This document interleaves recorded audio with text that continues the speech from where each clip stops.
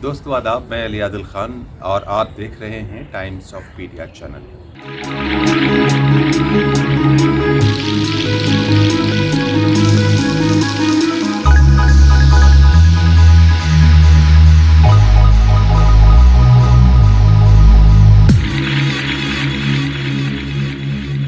एक वर्ष डेढ़ वर्ष के अंदर जो है वो दूसरा बड़ा आंदोलन इस वक्त चल रहा है, जिसको हम किसान आंदोलन के नाम से सुन रहे हैं। सवाल ये पैदा होता है कि ये आंदोलन क्यों होते हैं और इन आंदोलनों के पीछे क्या वजह होती है। हम सब जानते हैं कि ये ऐसे लोगों की मांगें होती हैं तो सरकार के अपने बनाए गए कानून से जो है वो इत्तेफाक नहीं होता है, या उनसे वो सब या उनसे वो जो है वो सहमत नहीं होते हैं सरकार की पॉलिसीज से, योजनाओं से। कुछ दिन पहले आपने देखा CAR पर एक आंदोलन चला और वो देशव्यापी नहीं था बल्कि वो इंटरनेशनल था और पूरी दुनिया में उस पर जो है वो आंदोलन चल रहे थे। अब अगर हम बात करें किसान आंदोलन की, तो आप देखें इसमें इस आंदोलन और उस आंदोलन में कुछ चीज़ें सिमिलर हैं जो हम चाहते थे अपने दर्शकों को वो चीज़ शेयर करें। आपको याद होगा कि जब वो CAR पर आंदोलन चल रहा था तो उसमें शरीक होने वाले लोगों को कहा गया था कि ये लोग जो है वो आतंकी हैं और ये ISI समर्थक हैं, पाकिस्तान समर्थक हैं, यहाँ पर पाकिस्तान जिंदाबाद के नारे लगते हैं वगैरह वगैरह। और आज जो है बिल्कुल उसी तरह का एक नैरेटिव जो है वो तैयार किया गया है। आपने देखा कि इस वक्त इस आंदोलन को, यानी इस किसान आंदोलन को, जिनके सरों पर पगड़ियां हैं और वो देखने में पंजाब के सब लगते हैं, भले ही वो उसमें उत्तराखंड के भी बहुत सारे लोग हैं, यानी तराई के इलाके में भी पंजाबी किसानों की एक बहुत बड़ी तादाद रहती है, जिसके बारे में हम अपने दर्शकों को बता दें कि एक बड़ा तबका जो आया वो पंजाब से ही है, लेकिन वो उत्तराखंड के कुछ इलाकों में, जो तराई का इलाका है, वहाँ खेती करता है, बड़े बड़े उनके फार्म हैं। सवाल ये पैदा होता है कि इन तमाम आंदोलनों की वजह क्या होती है और इसके पीछे इसमें इतना रोष क्यों पैदा हो जाता है, इतनी डिस्टर्बेंसेस क्यों हो जाती हैं और इतना अराजकता क्यों फैल जाती है, ये सवाल है। देखिए, हम सब जानते हैं कि देश के अंदर जो है वो नागरिकों को सहूलत देना, उनकी सुरक्षा, उनका अन्न पान और उनके जो है वो रोटी कपड़ा और मकान, एजुकेशन और हेल्थ, सबका ध्यान रखना सरकार की बुनियादी जिम्मेदारी होती है। और सरकारों का यही काम होता है कि वो जो है वो अंदरूनी सुरक्षा भी करे, नागरिकों की सुरक्षा भी करे, उनकी ज़रूरतों का ख्याल रखे और जो हमारे सीमावर्ती इलाके हैं उसमें अपने देश की सीमाओं की भी सुरक्षा करने की वो योजनाएं बनाए और इंटरनेशनल रिलेशंस को मेंटेन करने के लिए फॉरेन पॉलिसीज़ को अच्छे से अच्छा बनाने की कोशिश करें। पिछले आंदोलनों में और इस आंदोलन के अंदर जो एक सिमिलैरिटी है, सरकार की तरफ से जो एक समानता दिखती है, वो ये कि उनका जो नैरेटिव बनाने का तरीका है और जो उनका IT सेल है सरकार का, बहुत उम्दा है, बहुत स्ट्रॉन्ग है और बहुत ऑर्गेनाइज्ड है। वो इश्यूज़ के ऊपर फ़ौरन जो है वो मैदान में उतर आता है और देखते ही देखते जो है वो देश के नागरिकों का एक नैरेटिव बना के तैयार कर देता है। आंदोलन चलाना और आंदोलन दबाना ये योजनाओं का एक हिस्सा होता है, सरकारी योजनाओं का हिस्सा होता है। ये संस्थाओं की योजनाओं का और नीतियों का एक बहुत बड़ा हिस्सा होता है। इसमें कोई शक नहीं है कि जो BJP है उसके अंदर जो है वो आंदोलन चलाना और आंदोलन दबाना, ये दोनों इनको आते हैं। जब ये विपक्ष में थे तो आंदोलन देश में करते थे, बहुत ऑर्गेनाइज्ड होते थे।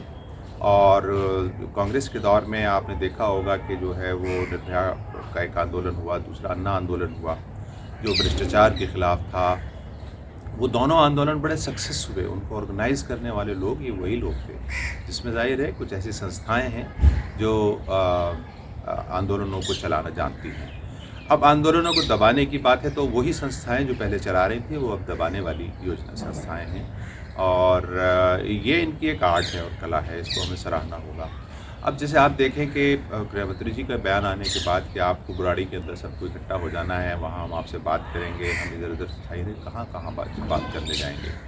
लेकिन उसका तरीका ये होता है कि वो किसान जहाँ भी हों, जैसे भी हों, जब वो शांतिपूर्ण तरीके से अगर अपने आंदोलन को चला रहे हैं और उससे जो है किसी प्रकार का कोई हर्डल नहीं हो रहा है, ट्रैफिक में कोई बाधाएं नहीं आ रही हैं, जिस समाज के लोगों को या लोगों को किसी तरह की कोई दिक्कत नहीं है, यानी पब्लिक प्लेसेस पर वो नहीं है, तो हमें लगता है कि वो जहाँ भी हों उनके नेता चार आएँ और सरकार से बात कर सकते हैं। डेलीगेशन आता है और तरीका भी यही होता है।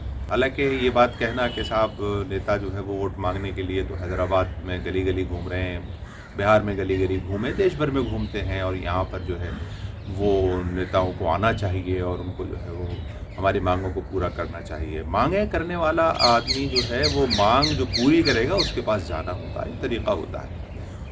जब नेताओं की ज़रूरत होती है आपसे वोट मांगने की तो वो आपके पास आते हैं। आपको ज़रूरत है अपने अधिकारों को लेने की तो आपको सरकार के पास आना होगा। ये अलग बात है कि आपको रोका जाता है और आपकी जो संस्थागत आपकी रैलियाँ होती हैं, प्रोटेस्ट होते हैं, एजिटेशन और आंदोलन होते हैं, उनको दबाने और कुचलने की कोशिश होती है।